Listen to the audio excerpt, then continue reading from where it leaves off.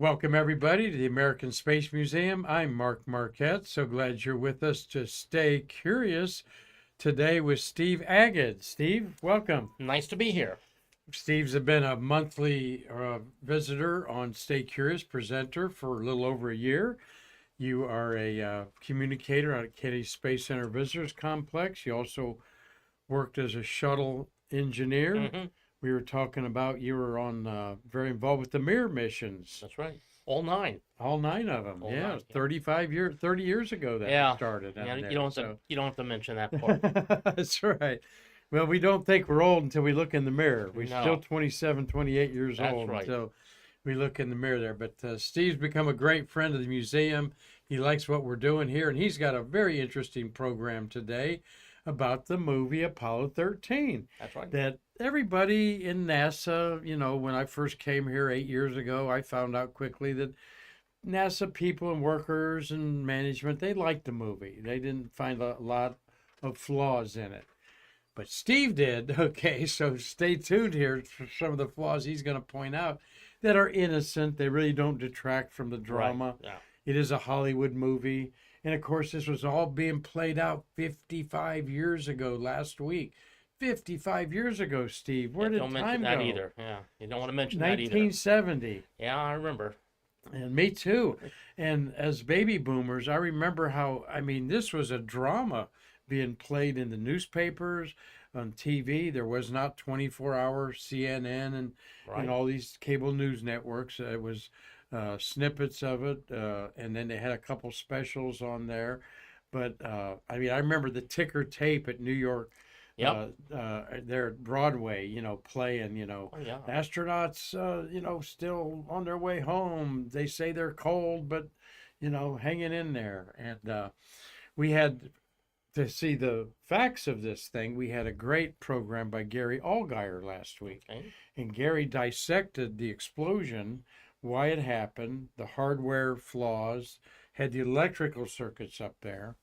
And Gary's pretty well convinced, Steve, that the tank didn't explode. The top of it popped Right. off, and the pressure valve did its job and worked. He said if that thing had exploded, you'd have seen a lot more taken out in the rear end there. And the part that you can confirm on that is I have been reviewing the transcripts all the way through, and when the explosion occurred, there were the accelerometers on board that measure motion. The Uh-huh. biggest motion was in the x-axis, which is the front-back axis, and that would be where the cap was. So Okay. the jerk was over 1G. So if you're in 0G and all of a sudden you have a 1G lurch, something happened. Yeah. There was some motion side to side, but the main motion was front to back. Hmm. Most people get the feeling that it was out the side. No, the Right. main motion was up and back. Well, that's interesting. Gary didn't talk about that, but he had over 300 people watch that Stay Curious episode last week. So go check it out on our YouTube channel there, and we know you will. I've got my, I'm back in the saddle after a couple days off here, and even make it easy on myself because Steve is such an excellent presenter.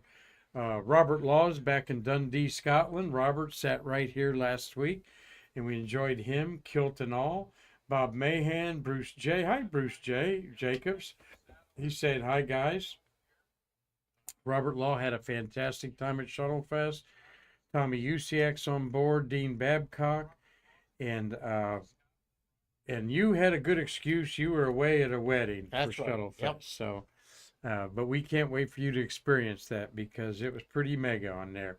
And there's Dave Stengy, Motor City Madman there. Got me my glass here. So go Tigers, I guess, up there, Dave. So, Steve, how's everything out at the Space Center where you're a communicator? Well, just last week I did a very straight presentation on Apollo 13, very well attended, very happy the way it went. Most people saw the movie, and most people want to know more about it.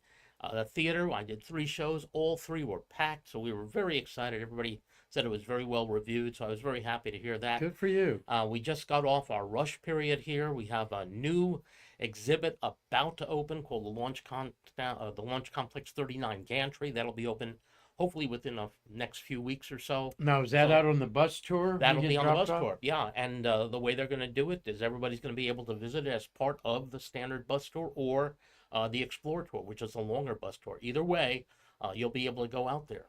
Is that the old stop off where you could see the pad Right, from that is about right, a mile right, away? right where the junction goes between pad A and B. Uh-huh. So it's not open yet, but it'll be opening up very, very soon. All right. Well, we can't wait to do that. And there's also some major plans out there that we've been hearing about time to time. So Delaware North is always doing something out there. Every time I'm out there, they're painting, they're pressure washing.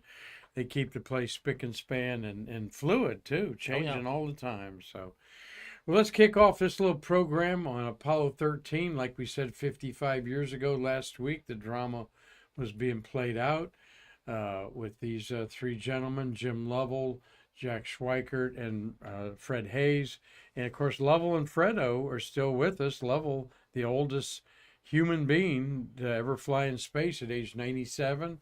Fredo's not too far behind it. But how old is he? 91. I think 91? Yeah, 91.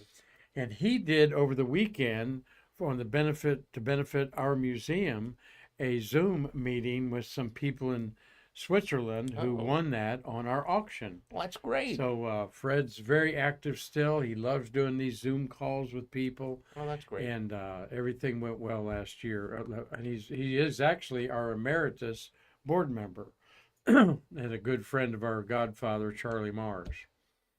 Well, I'm going to turn it over to you, buddy. The mission versus the movie. Okay. And of course, Tom Hanks starred in it with Kevin Bacon.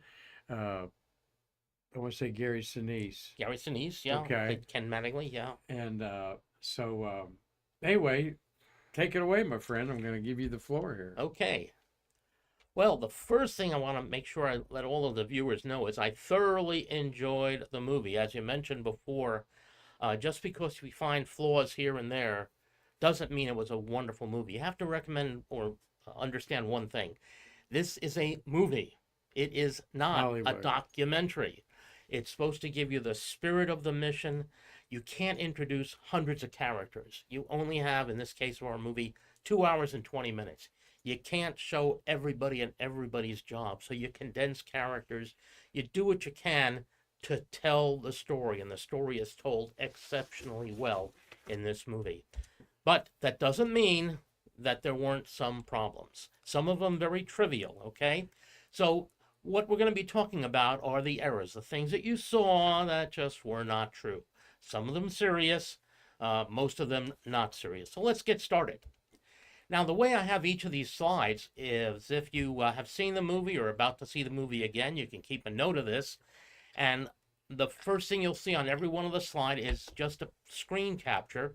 Some of them are captured better than others. There's some more in these, and but you went through right. the movie and screen captured this. That's true. So that's how I was able to get the exact timing. So in this first slide, it says 1 minute and 23 seconds into the film.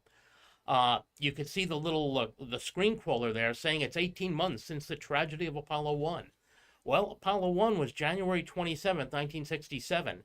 It's April 1970. It's 30 months, not 18 months. But this is not really a mistake because Walter Cronkite is talking, and that was his broadcast. So don't blame this on Ron Howard. This is Walter Cronkite in its entirety, since they're playing him.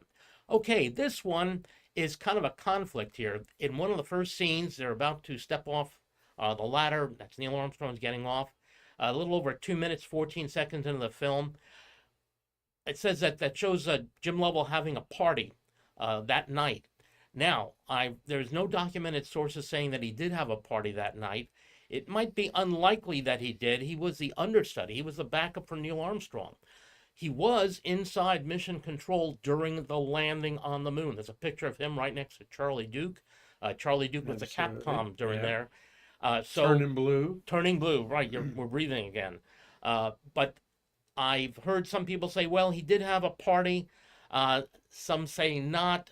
Unlikely that he did, but either way, it's something to take a look at.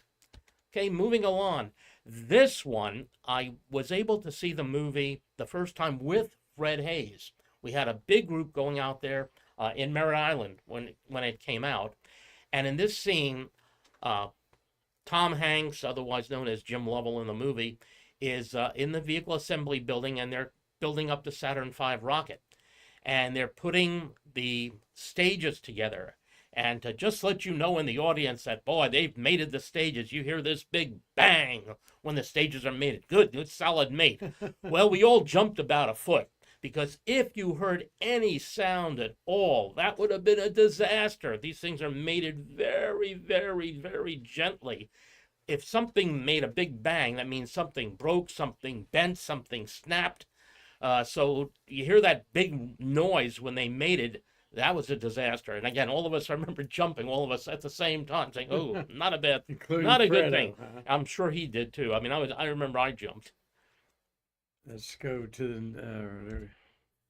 Okay, in this film, it says that if you can see, again, in the screen captures, I tried to screen capture where you could actually see the little crawler on there, saying that the reason he got this mission, he was originally slated with Mattingly and Hayes to go on Apollo 14, not Apollo 13. Well, how did he end up on Apollo 13? Well, he said it was Al Shepard's Meniere syndrome, the ear problem that he had, that kept Shepard grounded, after his Mercury flight all the way through Apollo, that it kicked up again, and therefore he had to change crews. But that's not the case. The Shepard team, Shepard, Mitchell, and Ruza, who would fly Apollo 14, need a little bit more time in training. That's why they decided to give them some more time, flip the missions, and have the 14 crew move into the 13 slot. So that whole crew that was supposed to fly 14 would now fly 13, and the Apollo 13 crew would now fly Apollo 14. Mm-hmm. Okay, you want to get an idea what this is. It's a zoom in of the crawler. The reason it says April 9th, 2 days before launch. You have the rocket going out to the launch pad just 2 days before launch. That's much more a SpaceX thing than this. The actual rollout date was December 15th, about 4 months before launch. So again, drama in the movie. They have the vehicle going out to the pad just 2 days before launch. Not nearly enough time to do all the checkouts, but the real rollout date was about 4 months before launch. This cute little scene, 28 minutes, 36 seconds into the flight, they show the Safari Inn, and I suppose it was supposed to be at Cocoa Beach somewhere, but it is not. It is in Burbank, California. The Safari Inn, okay. And there's no training in Burbank for astronauts. No, probably not. Yeah, especially since the flight crews. Johnny Carson was there, though. Oh, really? Yeah. Got a comment, Marty, for... Yeah, if they rolled out 2 days prior to launch, you didn't even have enough time to fuel. Yeah, the fueling took place a couple hours before launch, but you have to make all those umbilical connections. Remember, you have 9 umbilicals in the launch tower, and you have to check out all the systems at the pad. I mean, you have that whole telemetry going from the rocket into the mobile launch platform, through all the cabling, all the way to Launch Control Center, to check all of that out and to test things out with the crew in 2 days is quite a challenge. That's why it was 4 months. And that in the shuttle program, the same thing. It was many weeks between rollout and launch. And let's see, what do we have here? Okay, this is one that Fred Hayes spoke about when he watched the movie. Right beside you. Huh? Yeah, well, we had a pretty big crowd. Uh-huh. But he said, and figure of all the things he'd complain about, this is the one thing he picked up on. He says, they show me chewing gum. Why do they show me chewing gum? I don't like gum. And that was it. That was it. That was a big takeaway. I said, okay. So I remember that, and let's see, the movie was 1995. So that's 30 years ago. I still remember him saying, why do they show me chewing gum? I don't chew gum. Yeah, I don't chew gum either, Fredo. Okay. Now, this one I just checked into just a few minutes ago. They're getting in the bleacher stands. You can see Marilyn Lovell sitting next to Mary Hayes.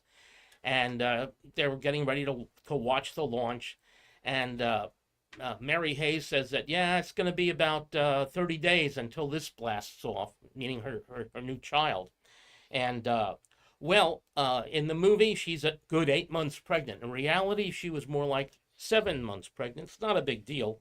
But it's just the idea, just to put a little bit more drama in it, we'll just make her 8 months instead of 7. Her child actually came on July 6th. So there you go. So instead of April, it was July when the child actually arrived.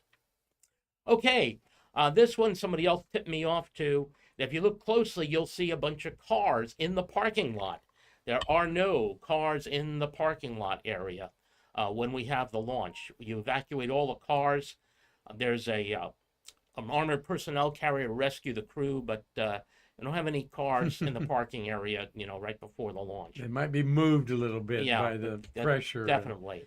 Now, the next two slides, for those that are watching the broadcast, seems like I have the exact same slide. That's because there's two completely different comments or on these two slides. Again, these are 33 minutes, 19 seconds. Ken Mattingly is there. He's played by Gary Sinise, and he's watching, and it's very dramatic. He's wishing that he was on the flight. After all, he might come down with the German measles, and he's watching his friends that he trained with go to the moon. And that's just a beautiful shot, except for one thing. He is not at the Kennedy Space Center. He's in Houston at the time. They just have him there. And then, even worse, caught my eye even before that. Take a look at the picture. The red mobile launch tower, okay, is to the left of the rocket, okay? In the scene before that, you can see he's on the beach, okay, which is fine. Well, the launch tower is to the north or to the right of the rocket. So if he's standing where he is right now, the launch tower should be on the other side of the rocket. It's to the rocket's left. It should be on the rocket's right. Of course, he wouldn't be that close. And he would never be that close. I measured it off. It's about 2,500 feet. No one's that close. Okay. This is when you really try to pay attention and you miss it. They're going through the countdown, 10, 9, 8, 7, 6, and they light up the engines. And that's what they do for a space shuttle. The space shuttle main engines come out at 6 seconds. The Saturn V's main engines come on at 8.9 seconds. So they were kind of late, but again, perfectly on time for the shuttle, not for the Saturn V. And the reason the Saturn V ignited so early is you have the hold down bolts or the hold down arms attached to the Saturn. You had to make sure all 5 engines had at least 90% thrust level before you take off. Because if you had a failure or imbalance on the engines, it's 15 seconds to get up to the top of the tower. You might have had to fall back to the launch pad. So you wanted to get a good 9 seconds before you even started leaving. Make sure those engines, and those engines each consume 6,000 pounds of fuel a second. So in that amount of time, it's 30,000 pounds of fuel a second for the whole group. In 9 seconds, you lose 250,000 pounds of fuel just sitting on the pad.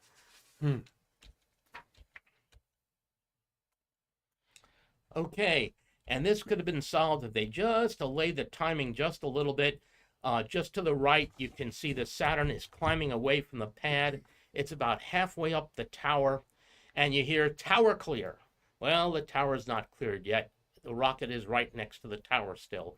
It takes about 15 seconds to clear the tower. It takes the shuttle about 6 seconds to get to the top of the tower. So they're saying tower clear and the rocket's still going up on the side of the tower.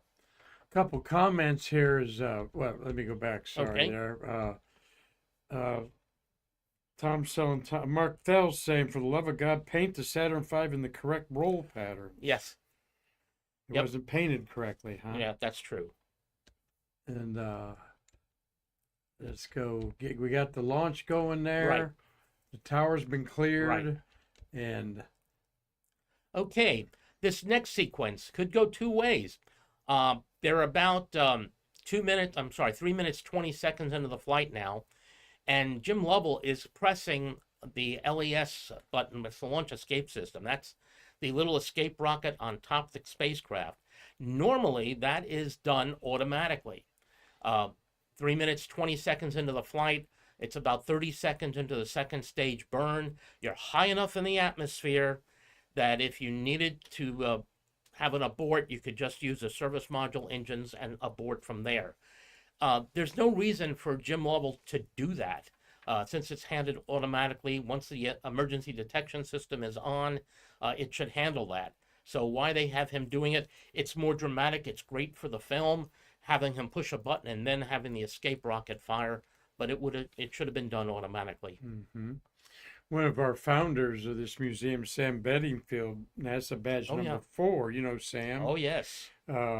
Bruce Jacobs is saying he escorted the filmmakers, Ron Howard and Tom Hanks, and provided badges for firing room scenes from his personal collection.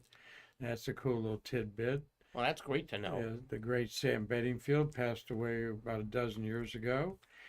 In there, My first interaction with Sam, was in the shuttle program, STS-5. I came down here, and I just saw this monstrosity traffic jam, and we were special guests, and he was guiding this tour, and all of a sudden we were able to take a special road with a police escort. I watched all these tourists with mile-long traffic jams, able to go through all of them. I said, "Wow, I'll never forget this guy," because he got us in there really, really quick. So great that's Sam my, Bedingfield, good big Sam force Bedingfield. behind here. Yep. Our museum there. So Okay, this is another one of those Hollywood things that's just great. This is the engine status panel on board the command module. It's just what it looks like, except for one thing. Before the engines are on, the engines all glow yellow. When they're on, they're off. Well, they do the exact opposite on the film. When they're on, they're yellow. When they're not working, the center engine, the one that's marked 5, is blinking on the movie. And the reason is it draws your attention. And it's like, wow, something's wrong with number 5. Everybody can tell that. Well, in real life, it didn't occur like that.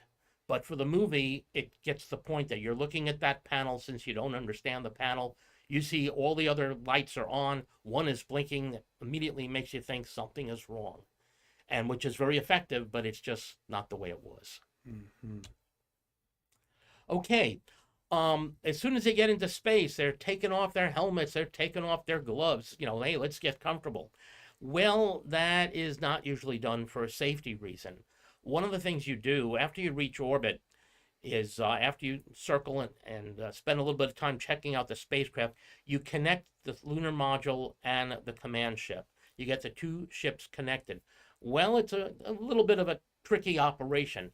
If there's any kind of problems, a leak or something else, you want to make sure you have your pressure suits on.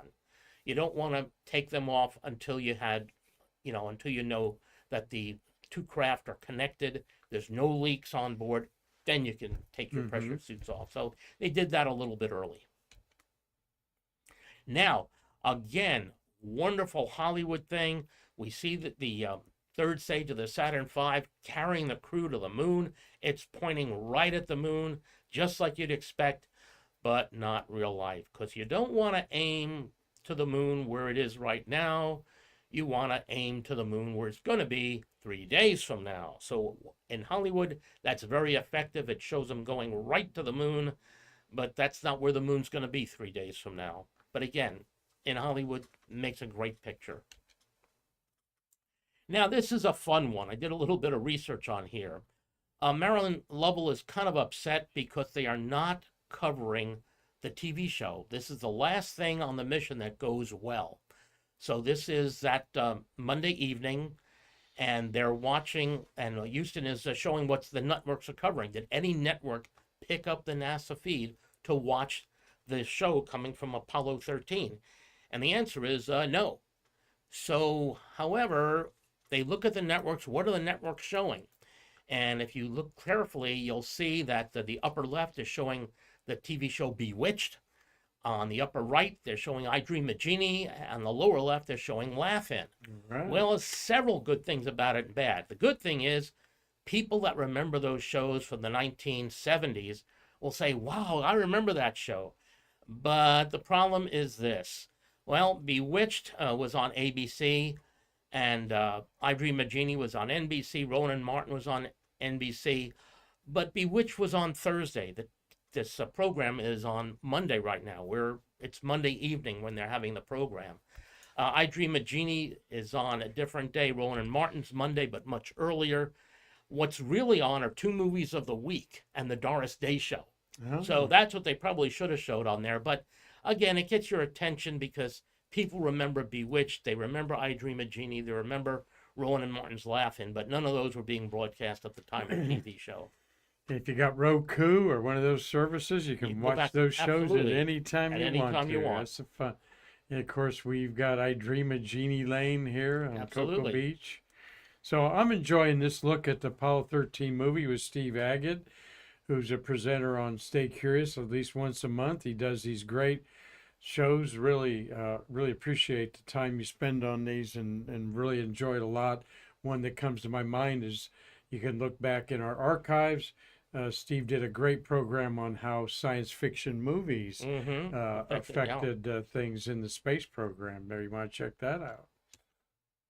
Okay, let's see what the next Got a one little is. moire there on the screen. Okay, But, so you had the vocal on the sound Right, on there, so absolutely, you can yeah, catch it on absolutely, there. That's yeah. why you're seeing that on the bottom. And this one was told to me, so I can't verify this, but Blanche Lovell, and this I didn't learn until today. The person that's playing Blanche Lovell, his mother, is the real Ron Howard's mother. Oh, is it That's really? Ron Howard's mother, not Okay. and the TV, I was told that they're watching the TV on is a TV that didn't come out for another 10 years. So the TV is 10 years ahead of its time. Okay. And that's Blanche in the wheelchair back Blanche there. yeah. Okay, now here it is. The big scene of the movie. I'm glad we don't have the Moray scene here. All right, Kevin Bacon, otherwise known as Jack Swigert, is about to turn the switch to turn on oxygen stir tank the number oxygen. 2. To stir the tank. Now, the way they do it is wonderful. Hollywood did a terrific job. He pushes the switch.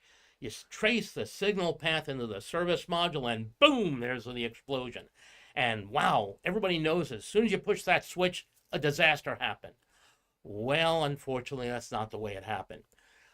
Number one, they had stirred the tanks 2 other times earlier in the flight. No problem. This is the 3rd time. From the time he pushed the switch, because we have the actual recordings, until the time of the accident was 95.5 seconds. So imagine if you're at home and you throw a switch on something, you go out to another room, you do something, you come back in again, a couple more seconds pass by, and all of a sudden something happens. You wouldn't relate the 2 things. Remember, you push the switch, a minute and a half later, something bad happened. You wouldn't necessarily relate the 2 things. So the idea that you stirred these tanks 2 other times before, nothing happened. This is the 3rd time, and it's a minute and a half after you do it that something happened. So that's why we just didn't really put these 2 and 2 together. Okay, now this is, I think I mentioned this in the last slide, so this is going to ruin this last slide. But one of the things that everybody quotes, no matter who you are and whether you know about the space program or not, the expression, Houston, we have a problem, is probably one of the greatest quotes of all time, except it was never said. It was, Houston, we had a problem. Remember, they had a problem, something happened, they're calling Houston saying, hey, we had a problem here, not we're having a problem here. So the word was had, not have. But that's it. After all these years, you'll always hear have a problem when it was actually Plus, had a problem. Schweikert said it first, not Right. Lovell. Right. Swigert said it, and then on the ground, Jack Lausma, who is capsule communicator, answers, this is Houston, say again, please. And that's when Lovell says, Houston, we've had a problem. We had an AC bus undervolt. That's a weird looking capture there. Yeah. Like a wide angle lens there. Okay. One of my favorite things, and again, for the folks out there that are younger, that strange looking device that they're using is called a slide rule. Now, why was it being used? Well, other than the fact that we did not have these small little calculators that we had many years later. No Texas Instruments No Texas anywhere to be calculator. found anywhere. So we had everything was on slide rule. That's fine. The problem is this. Jim Lovell is going to be doing some measurements. What the situation is right now, the lunar module's connected at one end, the command module's at the other end. We know where the command module is because it has an active guidance system. We know its position in space. Okay, and it's pointing in that way. The lunar module is pointing exactly in the opposite way because it's connected to the command ship. Well, we know we have to shut that command ship down. We're going to shut everything off, but we won't know where the lunar module is. So we have to transfer all that information on where it is into the other ship. Okay, sounds simple, except the command module is pointing one way and the lunar module is connected exactly in the opposite direction. So everything has to be inverted. Okay, if I say this is 180, well, on the other side, it's going to be 0 because you're 180 in the other direction. So Jim Lovell says, oh, check my math, make sure I'm doing this right. And they're all working on their slide rule. Well, slide rules can do a lot of things. They cannot do addition and subtraction. And so while working on the slide rule all you want, you can't add or subtract anything. And that's what they needed to add and subtract. Multiplication, division, yes. Sine, cosine, but you can't do addition and subtraction. And that in the movie, that's what they're doing on it. Mm-hmm. Okay, if you don't know lunar geography, this is just fine. They're going around the moon. The more you know about lunar geography, you're wondering what is wrong. A bad mistake. Yeah, that's a beautiful shot of Hadley Rill. Hadley Rill was the landing site for the Apollo 15 mission. It would be way too challenging to try your first landing, which was done on the Sea of Tranquility. The second one, the Ocean of Storms, Frau Maro, which was a designated site for Apollo 13. By 14 took over and went to Frau Maro. 15 was going to be way more challenging. You have a canyon, Hadley Rill, and you have a mountain range. You're coming over the Apennine Mountains. So this is an extremely challenging site. And they say, hey, this is where, the Sea of Tranquility is. And it's like, oh, no, that's like saying the prairie is Grand Canyon. So, yeah, right. Very, very, very wrong. Beautiful shot, but unfortunately nowhere close to the landing site. Okay, failure is not an option. There's a wonderful story about this.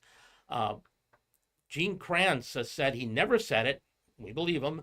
He said, but I wish I had. Well, then how in the world did that happen? And it's an interesting story of how that came up. The people were interviewing some of the flight controllers, the people who were making the Apollo 13 movie. And one of the honest questions was, you saw you guys had all these problems. You must have started thinking that, wow, we're going to be able to come up with a solution here. Is there going to be a no-win scenario? Did you ever discuss about, well, what are you going to do about, well, we can't figure it out, that we failed? And I believe it was John Aaron they were interviewing. He says, no, failure wasn't an option. You couldn't say, we give up. You couldn't say, well, this isn't going to happen. And the two people doing the interview looked at each other and said, that's the subtitle for the movie. Failure is not an option. And I thought that was great. It was just by accident saying that we never discussed the possibility of failure. And that was it. That's actor Ed Harris. Ed Harris, yeah. Who played Gene Kranz. Gene Kranz. He was nominated as Best Supporting Actor in that role. And Kathleen Quinlan, who was Marilyn Lovell, was nominated as Best Actress in a Supporting Role. This was a big Hollywood event in 1996, I guess. Movie came out in 95, whenever they had the Oscars for that. Because this was nominated for like 6 Academy Awards. Yeah, it was just stunning. Okay. And we'll tell you what it won. It won 2 Academy Awards, but I'll tell you which ones those were here. Okay. Now you'll notice every one of my notes are done in black, except for this one. All right. Okay. All the other ones I could live with. This is the only one that really upset me. And it is a scene inside the lunar module. It's after the accident, and there is a big argument between Fred Hayes and Jack Swigert. And Hayes says to Swigert something in the effect of, "Well, what switch did you push, Jack?" He said, "They told me to stir the tanks. I stirred the tanks." And there's a big argument, and it turns out totally fabricated. Ron Howard said the same thing. He said, "Yeah, came out of nowhere." Why did you do it? Why did you make the crew yell and scream at each other? You wanted to make tension in the movie. So that, I mean, everything else, yeah, you showed the wrong landing site. I mean, everything else to me, I can excuse. Now, the reason I get so upset with this is you can do certain things, but you have to remember these astronauts are test pilots, okay? At this time, they're test pilots. They take they take an aircraft that was never flown before and try to push it to the limits. They go into a spin. How do I recover from the spin? They're coming down towards the Earth, spinning around, and they're calmly saying, okay, I'll try this. Nope, I guess I'll try that. Nope, that didn't work. Well, I'll try. Oh, okay, that worked. Make a note. Do this if you have a spin. That's what their job is. The fact that they would yell and scream at each other, and the way I use it when I describe it to people at the Kennedy Space Center, when we talk about what's the difference, I said, people don't deal with astronauts. If I said your doctor, you deal with your doctor. You know, you meet your doctor, you know about doctors. If Ron Howard was making a movie about a world famous heart surgeon, they say, okay, people, are you ready to do the operation? Yes, okay. And he starts to carve him, and all of a sudden, a bunch of blood squirts out. And the doctor started screaming, oh my God, he's bleeding, he's bleeding. The audience would just break down and laugh because he's a doctor, okay? He's a doctor. Yeah. You know, he's used to that. And the same thing here. You know, if you work with the astronauts, they're not known for screaming each other. They look at a problem, and that's why they're very special people. Yeah. This is what they do for a living. They just They go from place solve to the place. problem in front of them. Exactly. That always bothered me. That scene too is like a complete breakdown. This is why you have all these psychological tests and stuff like that, so that you wouldn't act like that. We're enjoying this with Steve Agid. Marty, got a question for him? Got a question for Michael Bruno. Was it in the movie that the mission was launched at 13 hours and 13 minutes Central Standard Time? Yes, it was 13:13 Houston time. Was 2:13 Cape time, but it was 13:13. Yeah, 13:13 Houston time, which would be 1:13 in the afternoon, but it was 2:13 here at the Cape. Mm-hmm. And I believe it was. I think it was in the movie that it was 13:13. They didn't play up that trichophobia or whatever. Oh, a bit. I mean, I've seen a whole bunch of things. The key of the mission was Mattingly didn't go. He had German measles, and if you add up the first names of all the crew members, it comes out to 13. It was Apollo 13. The accident was they launched on the 11th, but the accident was on the 13th. So you can make up this whole big thing about 13, 13, 13. And by the way, Ken Mattingly never did get the measles. Right. That was a hidden little thing with the Capcom with Lausimer or somebody. Right. You know, by the way, you know, Are the flowers blooming in Texas? Yeah, are the flowers blooming in Texas? Yep. And they said nope. And but Ken Mattingly did get to fly on Apollo 16, going on right now, 55 years ago. And the space shuttle. Yeah, and the space shuttle, absolutely. Apollo 16, 1972, going on 53 years ago right now. And sorry if we're busting the bubble on a lot of you's favorite movie, but you're all digging this anyway. We like it. It's very entertaining. And what's not to like about anything Ron Howard does, you know? No, absolutely. Again, I don't want anybody to go away with the impression that this was an awful movie. This is absolutely wonderful movie that captures so much. One of the reasons I wanted to do this today is to just let everybody know this was not a one-man show. If you look at this, Gene Kranz, of course, is in every scene. You know, this mission is going on 24 hours a day. There were several flight directors. White Flight was Gene Kranz. Black Flight, who took over for him at the end of the shift, was Glenn Lunny. After that was Gold Flight, was Jerry Griffin. After that was Maroon Flight, was Milt Winder. But you can't introduce so many different characters when you have 2 hours and 20 minutes. That's right. So you pretty much had Gene Kranz doing everything. And actually not shown in the movie or talked about much. I was talking to one of the old timers here, Jim Moore. He said that the flight crew training building here at Kennedy Space Center was very involved in the simulations and so forth, though Mattingly in Houston gets all the credit for that. But he said Ed Mitchell did a lot of work over here on the lunar module. Now, another thing which breaks into exactly what we're just talking about. In the movie, again, Gene Kranz is on 24 hours a day for the entire mission, which obviously isn't true. And Ken Mattingly, he is the guy inside the command module simulator trying to get his friends back. And that's great. Not true, but great. Yeah. So who was in there? Well, you got to think, what's the next mission? The next mission's Apollo 14. Who's on the crew? Who's the command module pilot? Stu Ruza.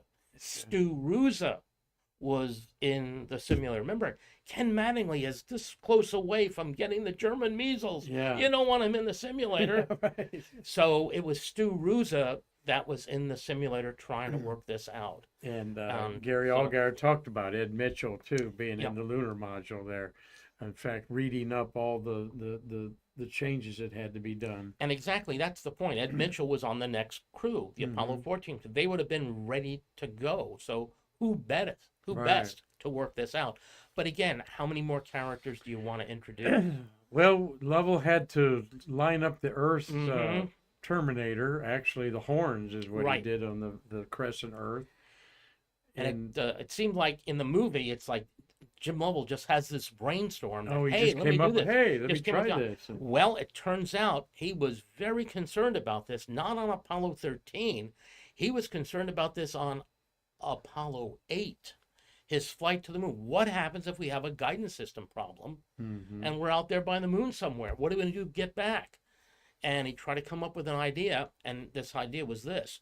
In fact, if you look at the actual transcripts from Mission Control, the real audio transcripts, Lovell mentions this, that he's thinking this idea, and one of the guys on the ground, one of the Capcom said, "Oh, we were wondering if you remembered that from Apollo 8." And Jim said, "Oh yeah." So, I mean, so this was not something he thought about at the spur of the moment. He practiced it, came up with the idea for Apollo 8 when he did not have a lunar module to go back on. Let's see. This is kind of a funny little issue, and that was this. You see them transferring a lot of material from the lunar module into the command module. And the reason is they're told is, oh my goodness, the reason we're lofting, the reason the spacecraft isn't following the exact path it's supposed to follow is we're missing about 100 pounds of moon rock. Because we don't have that moon rock, the spacecraft is not going where it's supposed to go. So how are we going to take care of that? Oh, we're going to have to disassemble parts of the lunar module and bring them into the command ship. One of the nicest exhibits we have at the Kennedy Space Center, and sadly, I don't think many people look at it, in what we call the NASA Vault. If you go to the Lunar Theater and you come out, we have the Apollo 14 spacecraft. We have the white coveralls that Jim Lovell used on Apollo 13. We also have a little exhibit with the armrest. That was from Lunar Module 7, Aquarius, the Apollo 13 lunar module, part of the weight that was brought into the command module. And that's there. So it wasn't so much they were short the weight, they wanted to balance. Think of it as like balancing your tire. You know, you put those little lead markers in there to make the tire balance. The real reason they were off course wasn't the fact that they were underweight, is the venting they had. They had several other burns they had to do. One was called mid-course correction 5, another was mid-course correction 7, where they had to do small additional burns on the way back because the entry corridor is so tiny. You had to go within about 5.5 to about 7.5 degrees and go in that corridor. And they kept on drifting a little way. They had to keep on going back in. So they had 2 additional firings on the way back. So the idea they were venting from the lunar module in one case, service module in the other. So that was pushing them. This little pushing of venting was pushing them slightly off course, not the fact that they didn't have the lunar rocks. Those armrests I've seen in a lot of museums. Yeah. That's a handy thing that a lot of them brought back Mhm. on there. The armrests where they were standing up, Marty. Those armrests would be to stabilize them when, of course, they stood up the whole time in the Right. lab. But yeah, I've seen As those they're at Tom Stafford's Museum had one, and that he'd brought back. Yeah, Marty. Yeah, the armrests were used to obviously brace their arms while they used the TTCL, Right. the Yeah, translation and translation the controller, yeah. controls. Good. All right.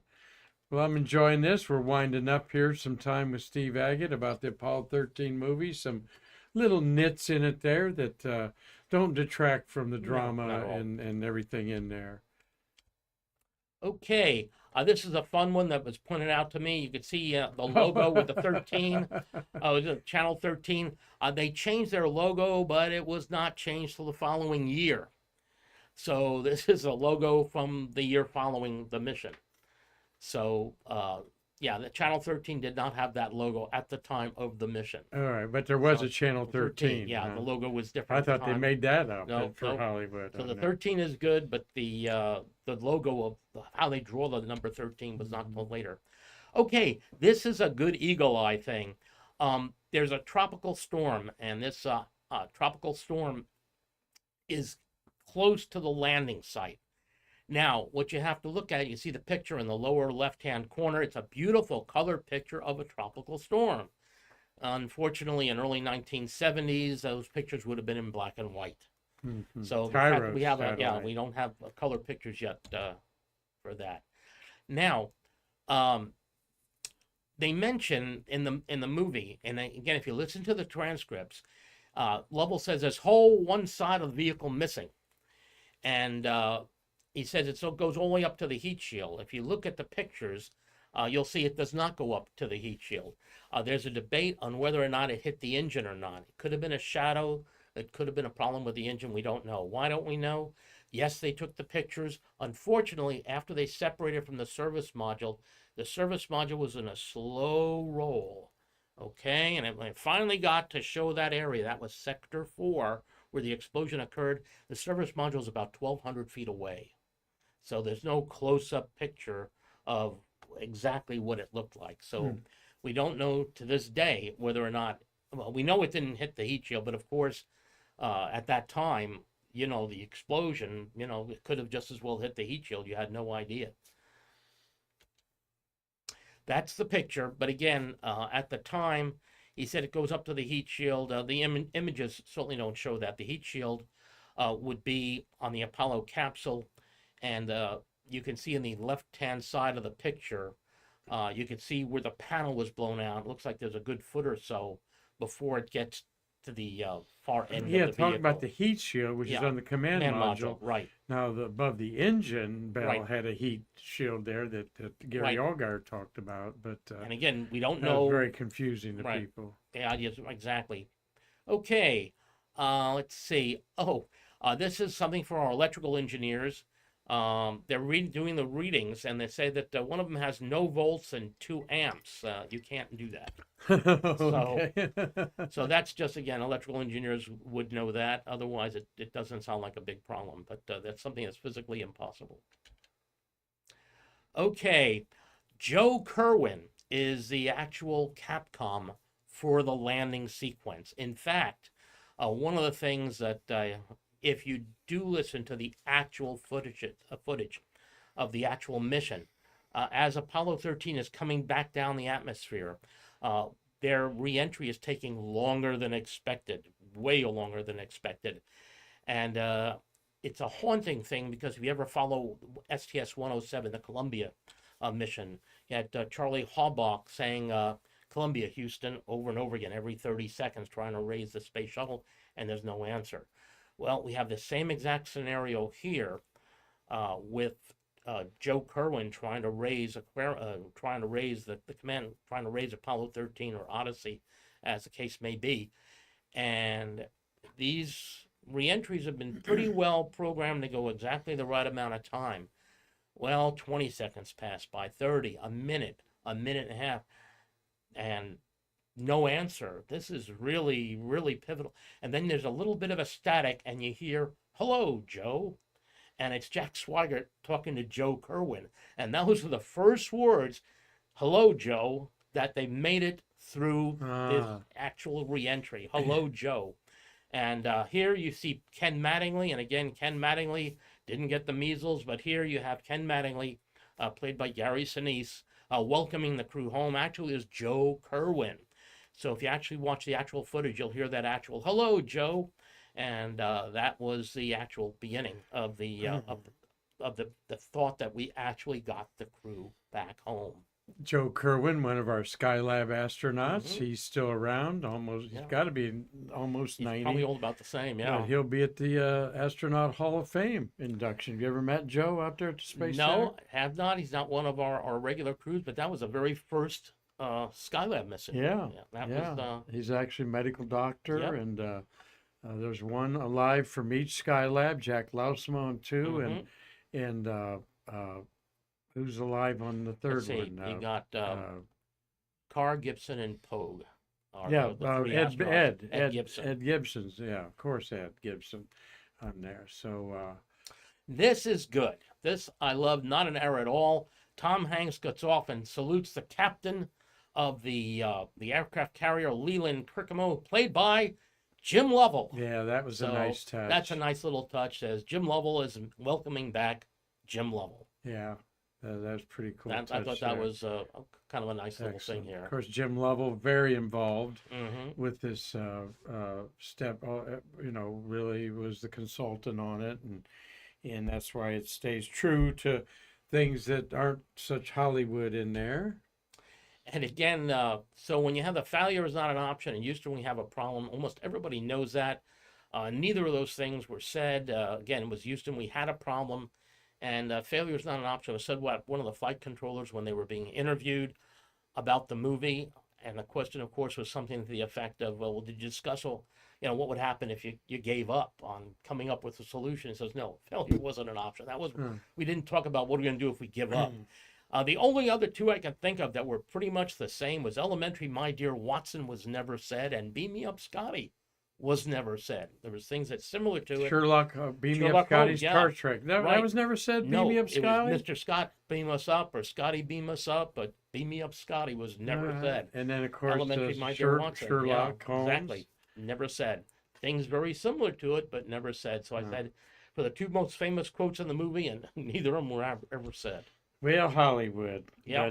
But we loved it. It was Wonderful movie. It's a wonderful movie. Let me get some stats here. Thank you so much, everybody. Really enjoyed this.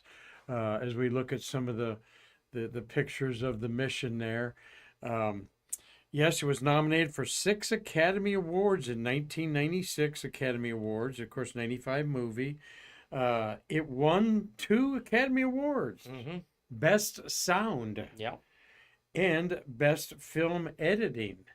2 very, very treasured Oscars by those technical people there. And the film editors were Mike Hall and Daniel Hanley. And I used to know some film editors when I was in New York City. That's a wild, crazy job. And they were dealing with film strips, cutting them apart, gluing them together. Like we said, Ed Harris was nominated for Best Supporting Actor, and Kathleen Quinlan did an awesome job as Marilyn Lovell and getting the drama in there from the wives' side. I was an Oscar nominee for Best Writing, screenplay based on previous material. Best Art Direction and Set Decoration. It was a nominee. Best Visual Effects, it was nominated. And Outstanding Performance, it won Outstanding Performance by the Cast in a Screen Actors Guild Award there. So Kevin Bacon played Schweiger. Bacon Jack played Schweiger. Schweiger. Tom Hanks, of course, Lovell. Ed Right. Harris was Gene Kranz. Gene Kranz there. Bill Bill Paxton. Paxton. Was Fred Hayes. Was Fred Hayes. Didn't see too many pictures of him. And Gary Sinise. Ken Mattingly. Ken Mattingly in there with Kathleen Quinlan. So thank you for liking it. Box office, Phil. I was going to look up how much money that made there, but Well, in the meantime, I'll let them know that why did all the zero-G film sequences look so real? And the reason is they actually built the test rig and actually flew it on the NASA aircraft and did film this film 30 seconds at a clip. So they were actually in these dives with the what they would call the Vomit Comet, an aircraft that can go pitch down, and as it pitches down, you're of course in free fall. So the film was filmed in little 30-second clips and put together. yeah. So Everybody that's, gives it a 7 out of 10 at least. Yeah. And I've seen some behind the scenes photos of it. Of course, this was a big deal at the Kennedy Space Center when they had it. I've seen pictures where Sam Bedingfield was involved with the actors. They showed some. They kind of had a mock up. It wasn't very elaborate either. It was a very kind of a primitive interior that they used on some of this stuff. So they did do it in IMAX. Transferred it to IMAX at one time there. So, But it was, I mean, it was just a wonderfully done film. And if you're not familiar at all with Apollo 13, I know for the rest of the month, I know it's going to be, it's on Netflix if you have Netflix. So catch it before the end of the month. You'll be able to really enjoy the movie, especially if you don't know anything about it, because it does represent the flight very, very well. And even though we've been talking about these things today, they really don't detract from the mission at all. no, and it actually they give a lot of credit to the NASA process and so forth on that is why I think NASA people like it, right? Marty, you had it right. That's something Yeah, that absolutely. they do show the process very well. Marty, you got a question out there? As I was digging up some facts here at the Yeah, last we have minute. two questions. Dave Stang is asking, can you do this for the movie First Man? I suppose that we could try something like that in the future. Not as familiar with that movie after watching Apollo 13 over and over and over again. I guess we could do something like that with First Man. We have a Um, question from Dean Babcock. Did Marilyn Lovell ask Life magazine photographers to leave her home? yes, that was one of the things that I didn't mention in here. She did ask them to get off the lawn, and the problem was they were already on the lawn. In the movie, you can see that, and that famous line from the movie was, you can ask what she was infuriated about is she says, you know, they didn't cover the TV show, that Monday night TV show, which was the last thing that they did from the spacecraft that worked. And now all of a sudden, if going to the moon isn't exciting, her thought was, how could not going to the moon, you know, be exciting? Well, now you have, of course, a life and death drama. And she finally, you know, told the reporters, from what I'm told, that why don't you take this off, you know, up with my husband? He'll be home Friday. Yeah. And so that was it. And again, they always say that the toughest job in, you know, in the astronaut's life is the wife's job. The astronaut up there, in this case for Apollo 13, you know, he knows what's going on. It's the folks at home. That would be the husbands or the wives in the case of the shuttle program. You know, if you're in the middle of it, you know what's going on. It's the people at home that have no idea what's going on. And that's why all the astronauts always talk about, you know, keeping the wives informed in the case of the Apollo program. It was so important. Yeah, the series of From Earth to the Moon movies Oh. really showed that great on there. It made a lot of money, folks. $52 million to film it, and so far its gross box office $355 million. So it made over $300 million for the whole group there. Brian Grasser is the producer of it, so, and directed by Ron Howard. So Now hope you all enjoyed that little break, little different view on Stay Curious here, movie review with. I'm just gonna cut in on what he just mentioned about possibly doing something like this for First Man. The miniseries From the Earth to the Moon. That's the Tom Hanks miniseries. Yes. Whatever you do, I refuse, absolutely refuse, to try to do this type of thing with that, because I have seen that series over and over again. I am still looking for a mistake. Yeah. Yeah, Andy That was Chaikin's book based on outstanding, that a on lot. Andrew Chaikin's book. Yeah. And I will say that I helped with one of the episodes, the spider episode, and I remember them bringing on one of the Apollo episodes, they brought in a whole truckload of sod, because that ramp that the crew goes down, they wave. Well, during Apollo, there was grass on both sides of that ramp. Now it's all concrete. They brought a truckload of sod just to surround the ramp, because during Apollo, there was grass there. And Tom Hanks was a fanatic about getting things accurate. He was outstanding. Yeah, Spider's one of my favorite oh, episodes. it's What'd you do with that? well, like I said, believe it or not, I'm a collector of stuff. I had one of the Lem manuals that had been in use at the time, and so they wanted to see that. They asked if they could keep it, and I still have it at home. No, I refused to do that. But there was a question about one of the lights on the Lem, and I asked, well, how close are you going to zoom in on this? And they said, well, they brought the Apollo 18 Lem. They flew it down from Grumman, and we put it in the operations and checkout building high bay, and they hoisted it up. It's one of the last scenes in the entire episode, and they're slowly turning it. And I talked to the tech guy. I said, you're worried about this? You're showing it from 100 or 200 feet away, up in the air, slowly turning, and you're worried about this thing? He says, yes, it has to be right. So, I mean, these guys were absolutely focused on just getting it right. So that miniseries stands above everything. That is, like I said, I have still not found anything in there that's wrong. And that's From Earth to the Moon. From the Earth to the Moon. It's 12-part miniseries. It starts with the first episode, I think it's called Can We Do This? And it goes all the way through all the lunar flights, each of them from different perspective. Now, so the question would be, how did they do Apollo 13? And that was fascinating, okay? They had to build up the tension. So how do you do it?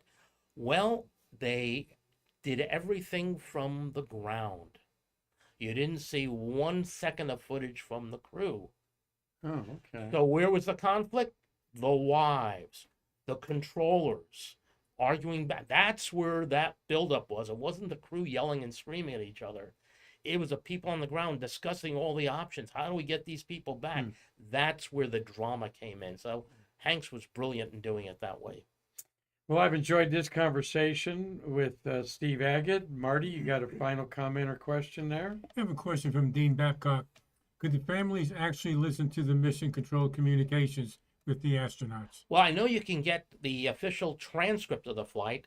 It's called the Apollo Lunar Surface Journal. You can go on the internet. He's asking, did the families Yeah. hear it? Oh, the families. Did Yes. they hear it live? Oh, as I'm they're sorry. I going on thought there? could you get it? No. Yeah, the families. NASA furnishes you with something called a squawk box. So there is a squawk box that each of the families have. Now, a lot of it you might not have understood. We're going to give you all of our entry angles and whatnot. But the each family picks, and this goes through shuttle times as well. You have a family representative. You pick an astronaut, that you have develop a personal relationship with you, and he will be with you, for the mission. So it's somebody you can talk to, take care of things, somebody that knows your family, somebody you're particularly friendly with. So each of them does that. So there's somebody to talk to, somebody to try to understand some of this. Now, they did have a squawk box. Now, of course, the astronauts also have a private communications line as well from the spacecraft. It's used mostly for medical discussions and things. They don't want the whole world to see what's going on.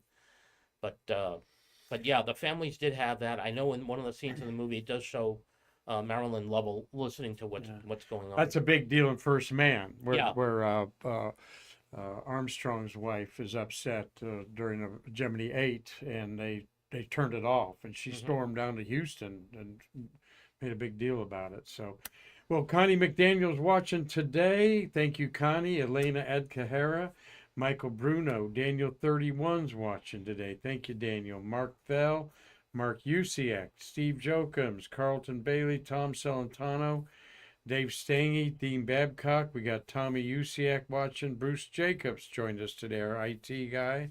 He really enjoyed this. Bob Mayran, Robert Law, and Gary Gerald. So guys and ladies, thank you so much for taking your time to watch today. And we're going to kick off Hump Day Wednesday with a look at some shuttles of the month, catch up on Apollo 16, landing on the moon on April 20th, 1972, and some other news going on around here. So anything you want to end with, Steve? No, I think I enjoyed this immensely. And again, I just want to let everybody know that I'm not knocking the movie. I think the movie was absolutely excellent. These are just a couple of fun things.